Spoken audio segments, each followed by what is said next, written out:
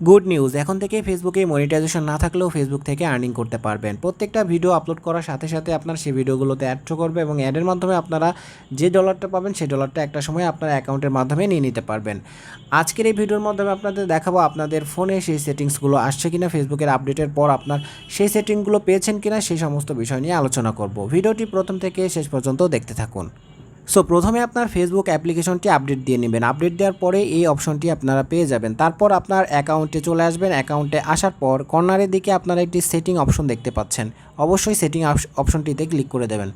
এখানে ক্লিক করার পর নিচের দিকে এখানে দেখতে পাচ্ছেন নতুন একটি লেখা কিন্তু এখানে চলে আসছে। এখানে দেখতে পাচ্ছেন ads in content that's you have created.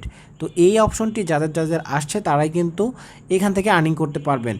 Maximum আইডিতে কিন্তু এই অপশনটা চলে আসছে, আপনারা অবশ্যই এটাকে চেক করে দেখবেন। এখানে ক্লিক করার পর এরকম অপশন চলে আসবে। এরকম অপশন আসার পর এখানে যদি এটা অন করা থাকে তাহলে ব্যাস কাজ শেষ। আর যদি এটা অফ করা থাকে তাহলে এটাকে সিম্পলি আপনারা অন করে দেবেন। অন করে দেওয়ার পর এখন থেকে আপনার ফেসবুক অ্যাকাউন্টে বা ফেসবুক পেজে যদি আপনি ভিডিও আপলোড করেন সেই ভিডিওর মাধ্যমে আপনারা কিন্তু আর্নিংটা পেয়ে যাবেন। তো এই আর্নিংটা আপনারা কখন পাবেন? যখন আপনার ফেসবুকের মনিটাইজেশন ক্রাইটেরিয়া ফুলফিল হয়ে যাবে তখনই কিন্তু আপনারা এই আর্নিংটা যে জমা থাকবে সেটা তখন একবারে আপনারা পেয়ে যাবেন। আর মনিটাইজেশন ক্রাইটেরিয়া ফিল আপ করার জন্য আপনারা জানেন কী কী করতে হয়। আপনাদের ওয়াচ টাইমগুলো ফিল করতে হয়, তার সাথে সাথে আপনার ওয়াচ টাইম, আপনার ফলোয়ার সবগুলো ফুলফিল করতে হয়। এখানে আমি যখন আপনারা আপনার অ্যাকাউন্টে চলে আসবেন, সি ড্যাশবোর্ডে আসবেন, আসার পর এখান থেকে আপনারা দেখে নেবেন আপনার ক্রাইটেরিয়াগুলো ফুলফিল আছে কি না। আমার আইডিতে কিন্তু অলরেডি মনিটাইজেশন রয়েছে। আর এইখানে দেখতে পাচ্ছেন যে অপশনগুলো রয়েছে, অবশ্যই এই অপশনগুলো আপনারা লক্ষ্য করবেন। এই অপশনগুলো থেকেই কিন্তু অনেক কিছু আপনাদের করতে হবে।